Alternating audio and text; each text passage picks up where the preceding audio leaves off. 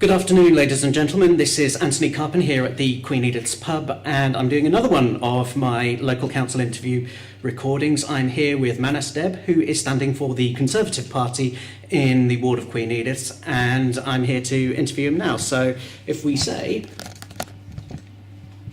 good afternoon, Manas. And, good afternoon to you. So first of all, thank you very much for the invitation.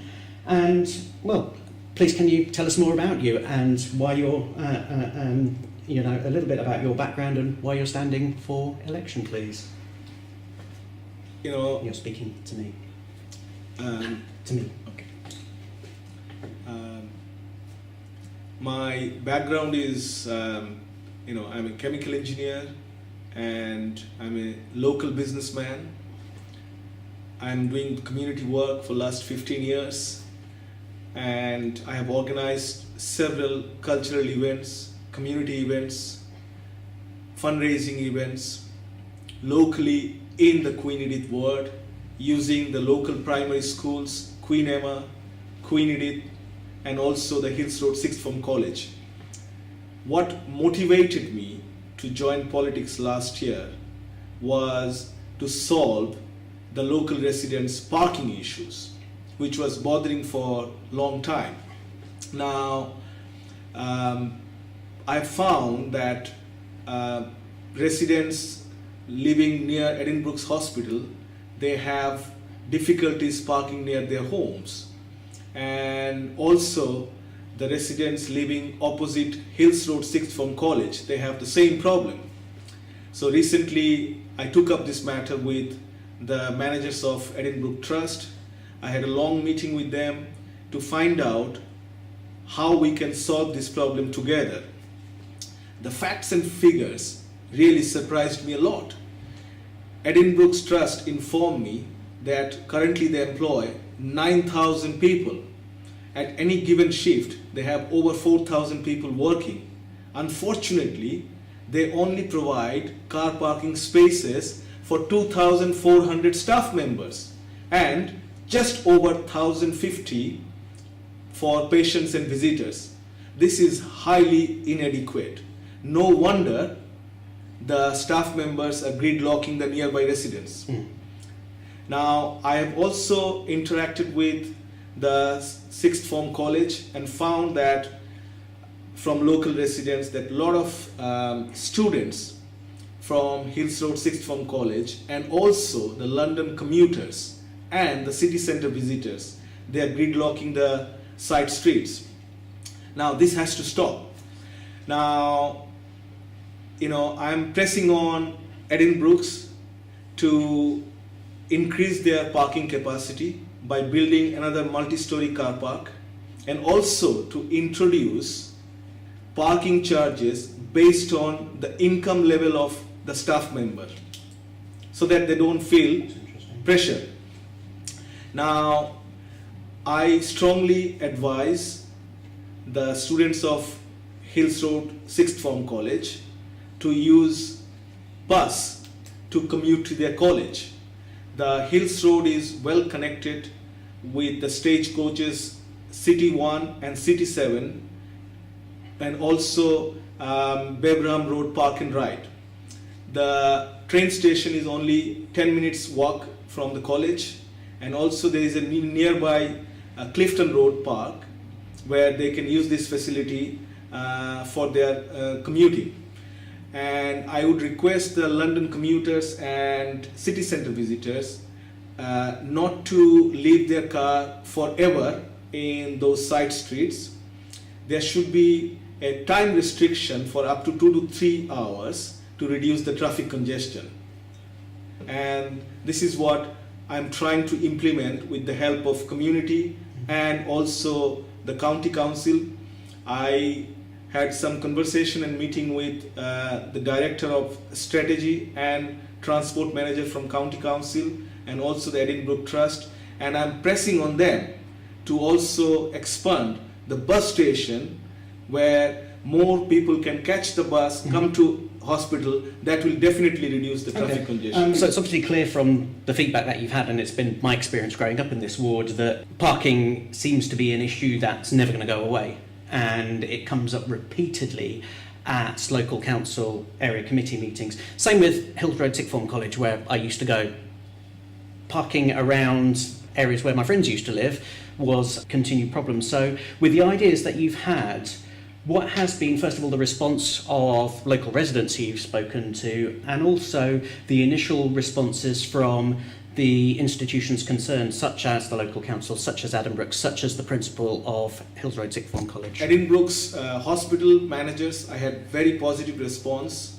They want to work closely with me to reduce the traffic congestion. They said they will look into the proposal of the parking charges, if that can be introduced based on income level. They said they will also look into the proposal of expanding the bus station on site, because that bus station has approximately 25% unutilized plot. And if that can be expanded, that means more buses can come in and more passengers can catch the bus and visit the hospital, and that will definitely reduce the traffic congestion. I have also interacted closely with the residents of Marshall Road, Blinko Grove, Hartington Grove, Glebe Road, Hills Avenue. What they feel, there is nothing wrong to park car on those side streets, but it should not be forever. Right. There has to be some time restriction for up to 2 to 3 hours, so that everybody feels comfortable. And what's been the response from the councils with regards to the proposed system of parking permits? Council is, probably going through a consultation process. They have also suggested that, a possible resident permit may be introduced, but that needs to be discussed with the local residents. The list of roads that you just mentioned all are side streets that come off Hills Road. And you've mentioned in your, I think it's in your first leaflet, or was it your second leaflet, that the quality of the road improvements was actually very limited, and that the improvements that were done last year are already showing signs of wear and tear. I just wondered if you could speak more about it. Hills Road has been the big letdown in recent times. The Hills Road cycle path, construction started in January 2015, and as per plan, it was supposed to be finished in autumn last year, but looks like it's going forever. And there are several big potholes on Hills Road, and because of the road construction, it is clogging the traffic back and forth to hospital and to city center, and people are wasting hours on the road and missing appointments, and that's definitely not acceptable to local residents, and something needs to be done. And I believe it is high time to take action. Still keeping with, and one thing that's really striking in this interview, Manas, is the issues that we've primarily spoken about have been transport ones, which actually reflects the concerns across the city. Cambridge has a huge transport and by extension housing challenge that we've got to overcome. One of the proposals that has been around for quite some time, as you are aware, is the Addenbrooke's railway station, which has huge potential, in particular obviously with the developments of the Oxford to Cambridge East-West Rail following the recent announcements there. But also there's the Haverhill Rail campaign, which we briefly spoke about earlier. I just wondered if you had any thoughts on how building the Addenbrooke's railway station and linking up potentially to large towns such as Haverhill could help alleviate some of the problems that we're seeing on our roads. I've been campaigning for Addenbrooke's train station since the last few months, and I believe it's high time that the rail station comes up so that people from nearby villages and towns, including Haverhill, can commute by train rather than coming by car, and that will also reduce the traffic congestion facing the Queen Edith ward. And currently the proposal is under consideration. and there are currently, they're exploring both the technical and commercial feasibility of station. A key issue whether it is possible to have a station on the current 2-track layout without causing delays and disruption to the services. Now, at the moment work is being led by a private company, John Lang, and they are heavily involved in the developments of the biomedical campus and previously built privately funded railway station. So there are a number of potential locations for the station, and this needs to be worked through, and a key consideration will be between the station and the hospital. Now, moving on to a slightly separate issue, you've said your style of campaigning is going to be very, very positive, really focusing on what the issues are and also the strengths of you as a candidate rather than anything negative about the other candidates. I wonder if you could say a little bit more about why that is and the impact you think things like Prime Minister's questions and the behaviour of politicians using negative campaigning has on what people think about politics in general. See, as I've told you, Antony, I come from business background, and one thing I've learned in business that negative campaign, negative publicity, talking poorly about competition does not help you at all. And I don't believe in negative publicity. I am focusing on what I can do for the community, and that's my only objective. I am really not interested to know what and how my opponents are going to react. I have several social medias. I am doing door-to-door campaign, which I believe will help me to interact with elderly people, because older people, they like face-to-face meeting, and I'm trying to reach younger generation through Facebook, Twitter, and a website. Possibly I'm the first candidate in city council election this year to have my own website, and I'm sure this will help me tremendously to interact with younger people, generation next. But older people are very important. They're close to my heart, and I'm knocking every door to interact with them as well. Why should potential voters select you as their choice for Queen Edith's? What specific strengths do you have that will make a real difference on the city council and to the community? To answer to your question, why they should choose me as their city councillor, because it's better opposition. Right now in the council, there's only one conservative councillor.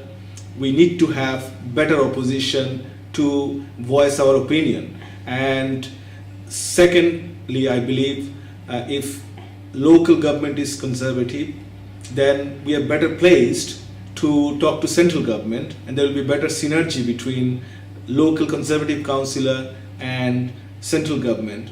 And C, being a businessman, I can bring in my business experience to make some changes more efficiently in the world. Okay. Is there anything else that we haven't covered in this interview that you want to touch on? Yeah, a little bit about the proposed ban of taking left turn from Hills Road to the Queen Edith Way. I have interacted with several residents in Holbrook Road, Glebe Road, and they strongly oppose the idea of proposed ban taking left turn from Hills Road to Queen Edith Way, because that will further increase the traffic and clogging up the side roads. And I'm campaigning to make sure it doesn't happen. So that's one thing I wanted to touch. And also second thing I wanted to touch is I support the Friends of Nightingale Park and the Queen Edith Community Forum for their great initiative to turn the old bowling green for local community gardening, and also to rebuild the next door pavilion for multi-purpose community work, as well as with a kitchenette. And I also support the Friends of Rock Road Library for transforming it into a great community hub, which is already bucking several trends. I support the community initiative to save the only post office we have, and I also support enterprise. I support local pub, I support local shops, and also I support a local butcher if we could have in our ward, which will be wonderful. Which like we used to have over the road, didn't we? Absolutely. And I also support Cambridge Older People Enterprise because they do great social work. They organize social events and lunch parties which keep the older people going, and it's a great initiative. I support all these causes. Councillors represent everyone in the ward, don't they, rather than just members of a political party or the people who voted for them. So I guess what's your message to the whole community in terms of you being potentially their representative? I listen to everyone. The people voted for me, the people they don't vote for me, everyone is equal to me. I will treat everybody's concern with priority, and I will make sure I live up to their expectation. Lovely. Manas, thank you very much. Thank you.